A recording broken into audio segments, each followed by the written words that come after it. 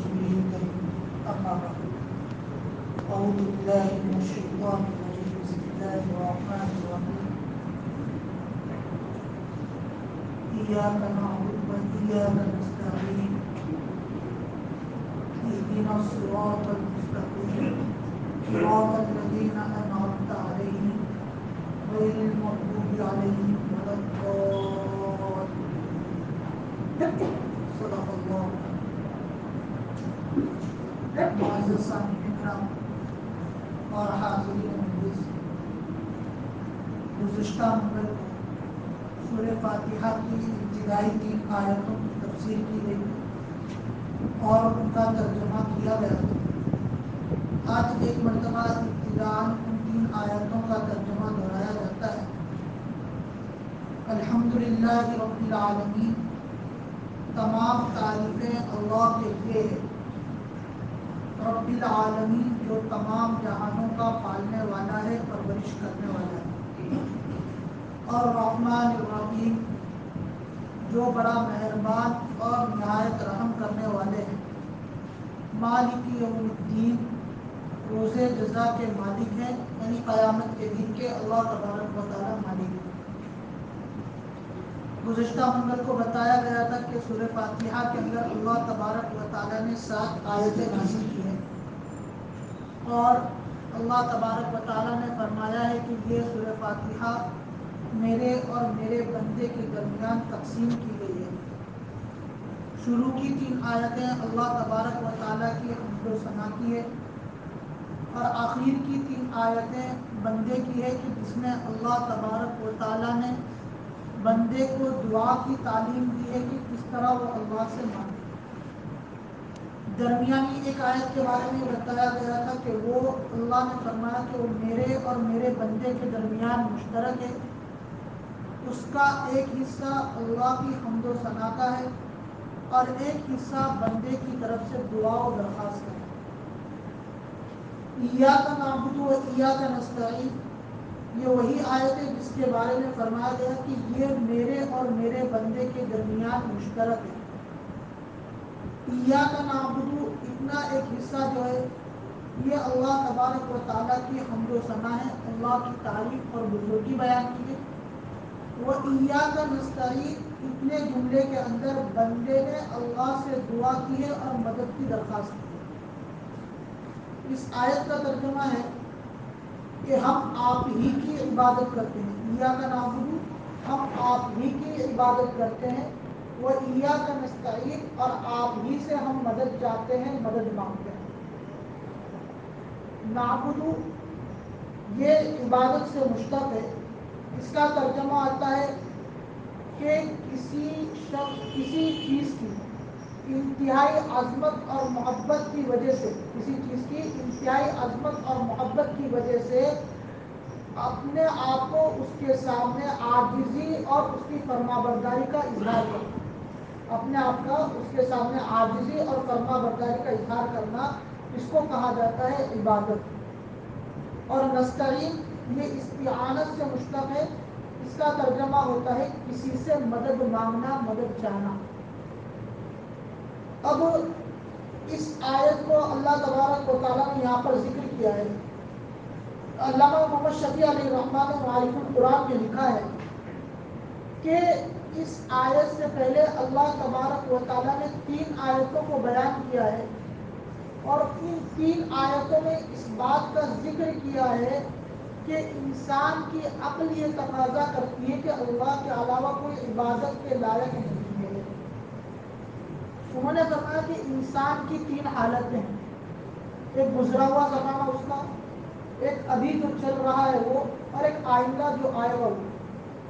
تو پہلی 2 آیتوں میں الحمدللہ رب العالمین اور رحمن الرحیم، ان 2 آیتوں میں اللہ تبارک و تعالیٰ نے گزرے ہوئے زمانے اور چل رہا ہے اس زمانے کے بارے میں یہ بتا دیا کہ بندہ جب کچھ نہیں تھا تب اللہ تبارک و تعالیٰ نے اپنی رحمت سے، اپنی شفقت سے، اپنی مہربانی سے اس کو اس دنیا میں لیا. اور ابھی چل رہے زمانے کے بارے میں اللہ تبارک و تعالیٰ نے رب العالمین کے ذریعے بتا دیا کہ تمام جہانوں کی وہ پرورش کر رہے ہیں کہ ابھی بندہ جو اس دنیا میں رہ رہا ہے تو اللہ اس کی پرورش اور اس کی تربیت کر رہے ہیں کہ کس طرح اس کو زندگی گزارنا ہے، کس طرح اس کو رکھنا ہے۔ اور مالک یوم الدین کے ذریعے اللہ نے اس کے آنے والے زمانے کے بارے میں یہ بتا دیا کہ جب قیامت کا دن آگے چل کر آئے گا تب بھی وہ اللہ کا محتاج ہوگا کہ اس دن اللہ کے علاوہ کوئی اس کا مددگار نہیں ہے۔ لہٰذا علامہ شفیع علیہ الرحمٰن نے لکھا ہے کہ ایاک نعبد کے ذریعے انسان کی عقلی بات کو اظہار کیا گیا اللہ تبارک و تعالیٰ کے ذریعے سے کہ انسان کا عقل یہ تقاضا کرتی ہے کہ جب تینوں حالتوں میں میں اللہ کا محتاج ہوں اور اللہ کے علاوہ کوئی کسی اور کا محتاج نہیں ہوں، لہٰذا میں اسی کی عبادت کروں اور اسی کو لائق تعریف سمجھوں۔ آگے وہ ایاک نستعین کے ذریعے بھی یہ بتایا گیا ہے کہ جب عبادت اور حاجت روائی کے لائق اور جس کے سامنے ہم اپنا ہاتھ پھیلائے وہ ایک ہی ذات ہے اللہ تبارک و تعالیٰ کی، تو لہٰذا ہم مدد بھی اسی سے مانگے، اس کے علاوہ کوئی اور مدد کا حقدار نہیں۔ یہاں پر اور ایک بات ہے کہ ایاک نستعین میں مطلقاً کہا گیا ہے کہ ہم آپ ہی سے مدد چاہتے ہیں۔ کس چیز کی مدد چاہتے ہیں، کس بارے میں مدد چاہتے ہیں، اس کا کوئی تذکرہ نہیں ہے۔ جمہور مفسرین نے لکھا ہے کہ عموم کا تذکرہ اس لیے کیا ہے، عام طریقے پر اس لیے لائے ہیں کہ تاکہ بندے کو اس بات کا احساس ہو جائے کہ وہ دینی کام ہو یا دنیاوی کام ہو، کاروباری لائن ہو یا عبادت کی لائن ہو، ہر حال میں وہ اللہ سے مدد چاہتا ہے اور اللہ کی مدد کا طلبگار ہے اور اس کی مدد کا محتاج ہے۔ اب ہم نے عبادت کو ایک ذرا مختص کر دیا ہے کہ نماز، روزہ، ان چیزوں کو ہم نے عبادت سمجھ رکھا ہے۔ لہذا امام غزالی علیہ الرحمٰن نے اپنی کتاب اربعین کے اندر عبادت کی 10 قسمیں نقل فرمائی کہ 10 قسمیں ہیں عبادت کی: نماز، روزہ، زکوٰۃ، حج، تلاوت قرآن، ہر حالت میں اللہ کا ذکر کرنا، اپنے اہل و عیال کے لیے حلال روزی کی تلاش کے لیے نکلنا، اور اپنے پڑوسیوں کے ساتھ، اپنے ساتھیوں کے ساتھ، اپنے دوست و احباب کے ساتھ اچھا سلوک کرنا اور ان کے حقوق کو ادا کرنا، اور لوگوں کو نیک باتوں کا حکم کرنا اور بری باتوں سے روکنا، اور لاسٹ میں جناب نبی کریم صلی اللہ علیہ وسلم کی تمام سنتوں کی اتباع کرنا۔ یہ 10 چیزیں ہیں جو عبادت کے اندر شامل ہیں۔ آگے اہدنا الصراط المستقیم صراط الذین انعمت علیہم غیر المغضوب علیہم ولا الضالین، یہ 3 آیتیں ہیں جو ان 3 آیتوں میں اللہ تبارک و تعالیٰ نے بندے کو دعا کی تعلیم دی ہے کہ کس طرح وہ اپنے رب سے اپنی حاجت کو مانگے۔ اور کیا مانگنا ہے؟ اہدنا الصراط المستقیم، کہ اللہ تبارک و تعالیٰ بتلا دیجیے ہم کو صراط المستقیم، سیدھا راستہ۔ اس دعا کی طلب کی ہے، صراط المستقیم کو یہاں پر طلب کیا گیا ہے کہ اللہ ہم کو سیدھے راستے کی طرف چلا دیجیے، اس کو بتلا دیجیے۔ یہاں پر بھی آپ دیکھیے کہ اللہ تبارک و تعالیٰ نے اس دعا کو تمام لوگوں کے لیے نازل کیا ہے، چاہے وہ مومن ہو، چاہے وہ کافر ہو، چاہے انسانوں میں سے ہو، اور اسی طرح انبیاء کرام علیہ السلام اور اولیاء اللہ، ان تمام لوگوں کو حکم ہے کہ وہ اس دعا کو پڑھے اور اس دعا کو مانگے۔ ایک چیز دیکھیں کہ صراط المستقیم، سیدھے راستے کی طلب کرنا، یہ تو ہم اور آپ کے لیے ہے۔ انبیاء کرام علیہ السلام تو پہلے سے ہدایت یافتہ اور ہدایت کے سرچشمہ ہے، پھر ان کو اس ہدایت کی دعا کے لیے کیوں کہا گیا؟ یہ ایک سوال پیدا ہوتا ہے۔ لہذا اس کے لیے ہے کہ ہدایت کی بہت سے مختلف قسمیں ہیں، اور ہدایت کس کو کہتے ہیں اس کے بارے میں امام راغب اصفہانی نے اپنی کتاب ہدایت القرآن میں اس کی تعریف کی ہے کہ ہدایت کے معنی یہ ہے کہ کسی چیز کو منزل مقصود تک مہربانی کے ساتھ رہنمائی کرنا، جس کا نام ہدایت ہے۔ کہ کسی شخص کو آپ اس کے منزل تک پہنچانا چاہتے ہیں تو اس کو ہاتھ پکڑ کر وہاں تک پہنچا دے، اس کو کہا جاتا ہے ہدایت۔ اور یہ حقیقی معنی میں اللہ تعالیٰ کا فعل ہے جو اللہ ایک ایک بندے کے ساتھ وہ کرم فرمائی کرتے ہیں۔ اب ہدایت کے مختلف درجے ہیں۔ پہلا درجہ وہ ہے کہ جو تمام کائنات پر ہے، چاہے چرند ہو، پرند ہو، درخت ہو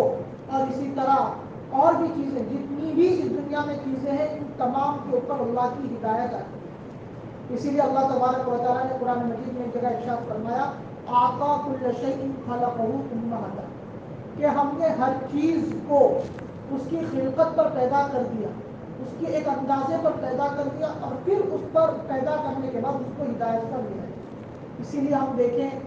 کہ بھئی اس دنیا کے اندر سورج ہے، چاند ہے، درخت ہے، کہ درخت پر پھلوں کا آنا جانا اور اس طرح درخت پر پتوں کا آنا جانا، موسم کی تبدیلی، یہ تمام چیزیں اپنے اوپر ایک طرح سے کام کر رہی ہے جو اللہ نے ان کو ہدایت دے رکھی ہے، جو اللہ نے ان کو طریقہ بتا دیا، اس طریقے پر وہ سب کام کر رہے ہیں۔ دوسری ہدایت کا وہ درجہ ہے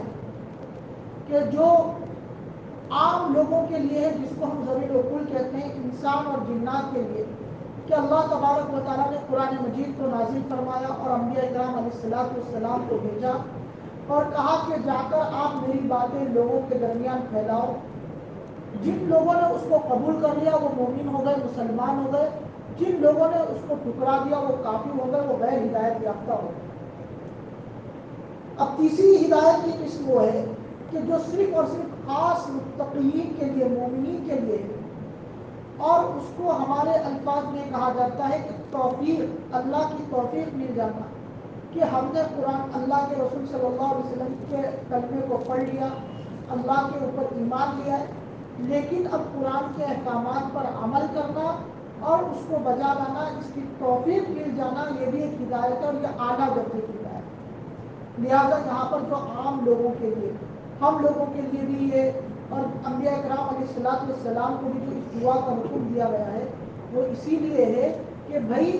آپ اور زیادہ توفیق مانگے اللہ سے کہ مجھے اور زیادہ اللہ کے احکامات پر عمل کرنے کی توفیق مل جائے۔ اسی لیے حضرت ابو طالب کے بارے میں جب آتا ہے کہ انک لا تہدی من احببت ولکن اللہ یہدی من یشاء، کہ آپ ہدایت نہیں دے سکتے جس کو چاہتے ہیں۔ ہدایت کا مطلب یہ ہے کہ آپ توفیق نہیں دیتا، آپ کو تو حکم ہے کہ آپ لوگوں کو ہدایت کی طرف بلاؤ، لیکن آپ کی طرف سے توفیق نہیں ہو سکتی جس کو آپ چاہیں۔ توفیق دینے والی ذات اللہ کی ہے، وہ جس کو چاہے کہ توفیق دیں گے تو ایمان لائے گا، ورنہ نہیں لائے گا۔ آگے جب ہم نے صراط مستقیم کو مانگا ہے اللہ سے، تو اللہ نے صراط مستقیم پر چلنے کے دو راستے بتا دیے۔ ایک ہم اس کو جیسے کہتے ہیں ایک پازیٹیو طریقے سے، ایک نیگیٹو طریقے سے، ایک اس بات کے اندر ہے، ایک نفی کے اندر ہے۔ پہلا بتایا صراط الذین انعمت علیہم، کہ راستہ ان لوگوں کا جن پر آپ نے انعام فرمایا۔ صراط الذین، راستہ، الذین ان لوگوں کا، انعمت علیہم کہ اللہ آپ نے ان پر کیا کیا، اپنا انعام فرمایا، ان لوگوں کے راستے پر ہم کو چلا دیا۔ اس کی تفسیر کرتے ہوئے ایک آیت میں اللہ تبارک و تعالیٰ نے خود قرآن میں فرمایا ہے کہ انعام شدہ لوگ کون ہیں، تو چار قسم اللہ نے بیان کیے کہ شہداء، صدیقین اور صالحین اور انبیاء اکرام علیہ السلام۔ سب سے پہلے انبیاء اکرام علیہ السلام ہیں کہ وہ لوگ ہیں جن پر اللہ کا انعام ہوا ہے، ان کے راستے پر ہم کو چلا دیں۔ دوسرے نمبر پر ہے صدیقین۔ صدیقین سے مراد وہ ہے کہ جو امت میں، انبیاء کی امت میں جن کا رتبہ سب سے زیادہ ہو، جن کو ظاہری اور باطنی تمام کمالات سے اللہ نے نوازا ہو، اور ان کا رتبہ انبیاء کی امتوں میں تمام لوگوں سے زیادہ، وہ صدیقین ہیں۔ شہداء وہ ہیں جو اللہ کے لیے اور دین کے لیے اپنی جانوں کو اللہ کے راستے میں شہید کر دیے اور اللہ کے نام کے لیے لڑتے لڑتے شہادت پا گئے، وہ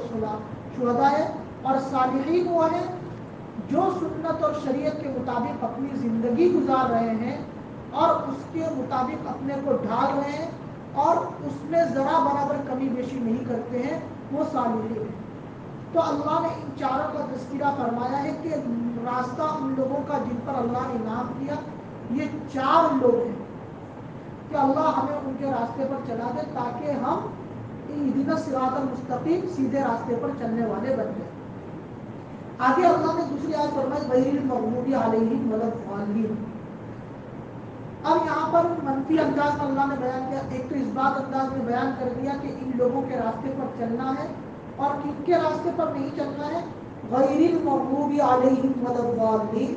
نہ راستہ ان لوگوں کا جن پر آپ کا غضب کیا گیا، اور نہ ان لوگوں کے راستے پر جو سیدھے راستے گم ہو گئے، جن پر آپ کا غیر المغضوب نہیں چلنا ہے، جن پر آپ کا غضب ہوا ہے، وَلَضَّالِّينَ نہ کے معنی میں کہ نہ ان لوگوں کے راستے پر جو سیدھے راستے سے گم ہو گئے۔ یہ دو چیزیں ہیں، مغضوب علیہم جن پر آپ کا غضب نازل ہو گیا، وہ کون لوگ ہیں؟ وہ لوگ ہیں جو شریعت کے احکام کو جانتے ہیں، پہچانتے ہیں، اس کے باوجود اللہ کے احکام کی نافرمانی کرتے ہیں اور اللہ کے احکام کو پس پش ڈال کر دوسری چیزوں میں مبتلا ہوتے ہیں، گناہ کے کاموں میں اور ناجائز امور میں مبتلا ہوتے ہیں، ان کے اوپر اللہ کا غضب نازل ہوتا ہے۔ اور ظالمین سے مراد گمراہ ہو گئے جو شریعت کے احکام سے واقف نہیں ہے، شریعت کے احکام کو جانتے نہیں ہیں، اور پھر وہ دوسرے گناہ کے کاموں کا ارتکاب کر رہے ہیں، تو وہ گمراہ لوگ ہیں۔ اللہ نے دونوں لوگوں سے ہماری حفاظت کے لیے دعا کروائی ہے کہ ان لوگوں سے بھی ہماری حفاظت ہو جائے جو جانتے ہوئے اللہ کی نافرمانی کرتے ہیں، اور ان لوگوں سے بھی ہماری حفاظت کرنا جو نہ جانتے ہوئے آپ کی گمراہی، آپ کی نافرمانی کرتے ہیں اور گناہ کا ایک کام کرتے ہیں۔ اسی طرح اس آیت کے بارے میں بعض مفسرین نے لکھا ہے کہ یہاں پر اللہ تبارک و تعالیٰ کو چھوٹی سی صورت ہے سورہ فاتحہ، تو تھوڑا سا چھوٹا کر دیتے اور یہ کہہ دیتے کہ صراط القرآن، یعنی اللہ جو قرآن کا راستہ ہے اس پر ہم کو چلا دے، اور رسول پاک صلی اللہ علیہ وسلم کا جو راستہ ہے ان پر ہم کو چلنے کی توفیق عطا کی۔ اس اثباتی اور منفی پہلو کو لانے کی ضرورت نہیں تھی۔ مفسرین نے لکھا ہے کہ اللہ تبارک و تعالیٰ نے اس پہلو کو یہاں پر بیان کر کے اس بات کی طرف اشارہ کر دیا ہے کہ صرف اور صرف قرآن مجید کو پڑھ کر اور قرآن مجید کو دیکھ کر، پڑھ کر اور قرآن مجید کے معانی کو پڑھ کر بلا کسی اس کے جاننے والے کے کوئی آدمی صراط مستقیم پر نہیں آ سکتا ہے۔ اور دوسرا، جناب نبی کریم صلی اللہ علیہ وسلم آخری نبی تھے، آپ کے بعد کوئی نبی نہیں آنے والے، اس لیے آپ علیہ السلام کی ذات کا بھی تذکرہ نہیں ہے۔ اسی لیے جناب نبی کریم صلی اللہ علیہ وسلم کی ایک حدیث ہے جو آپ نے فرمایا کہ بھئی میری امت آخر زمانے میں 70 فرقوں میں بٹ جائے گی۔ صحابہ نے پوچھا کہ اللہ کے رسول صلی اللہ علیہ وسلم ان 70 فرقوں میں سے حق پر کون ہوگا؟ تو آپ نے فرمایا کہ ما انا علیہ و اصحابی، وہ لوگ حق پر ہوں گے جو میرے اور میرے صحابہ کے طریقے پر چلیں گے۔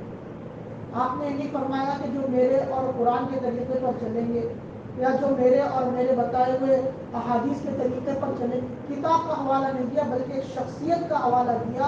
اور شخصیت کو بتایا کہ میرے اور میرے صحابہ کے طریقے پر جو لوگ چلیں گے وہ کامیاب ہوں گے، وہ کامران ہوں گے، باقی سب کامیاب اور کامران نہیں ہوں گے۔ کیوں؟ اس کی وجہ یہ ہے کہ کسی انسان کو اللہ نے اتنی صلاحیت نہیں دی ہے کہ وہ کتاب پڑھ کر یا جناب نبی کریم صلی اللہ علیہ وسلم کو دیکھ کر اس پر عمل پیرا ہو جائے۔ جیسے کہ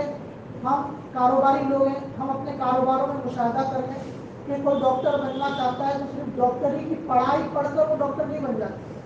پھر اس کو پریکٹس کرنے کے لیے لوگ لگاتے ہیں، 1 سال کے لیے کسی کے انڈر میں رکھتے ہیں، اس کے بعد اس کو سرٹیفکیٹ دیا جاتا ہے کہ وہ ڈاکٹری کی کلینک کھول سکتا ہے۔ کوئی انجینئر ہے تو وہ انجینئر بننے کے بعد فوراً کہیں اپنا کام نہیں شروع کرتا بلکہ وہ کسی کے انڈر میں ٹریننگ لیتا ہے، ٹریننگ کے بعد وہ کام شروع کرتا ہے۔ تو لہٰذا جب یہ دنیاوی کام جو چھوٹے موٹے ہیں ہم اس کے لیے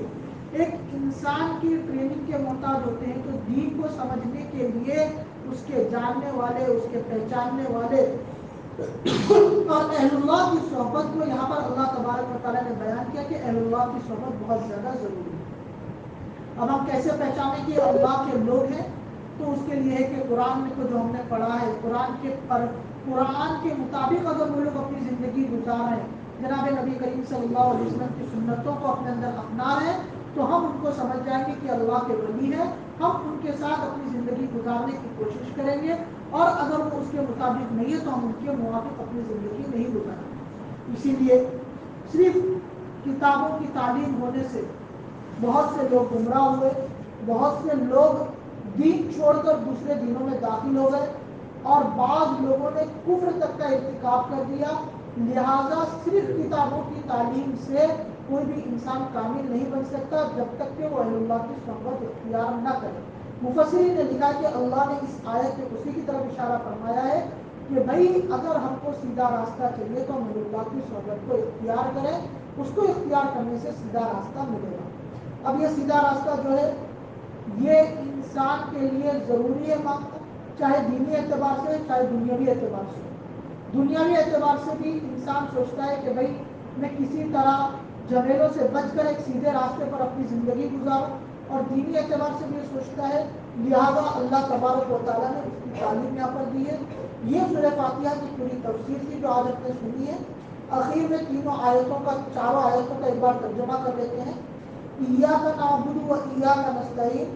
کہ ہم آپ ہی کی عبادت کرتے ہیں اور ہم آپ ہی سے مدد مانگتے ہیں اور آپ ہی سے مدد کے خواہش مند ہیں. اہدنا الصراط المستقیم, دعا کیا ہے کہ اللہ ہم کو سیدھا راستہ بتلا دیجیے. وہ سیدھا راستہ کیا ہے اس کا طریقہ بھی اللہ نے بتا دیا. صراط الذین انعمت علیہم, راستہ ان لوگوں کا جن پر آپ نے انعام فرمایا ہے, جن پر آپ کے انعامات نازل ہوتے ہیں, آپ کی رحمتیں, آپ کی برکتیں, آپ کی مہربانیاں جن کے اوپر اترتی ہیں, ان کے راستے پر ہم کو چلا دیں.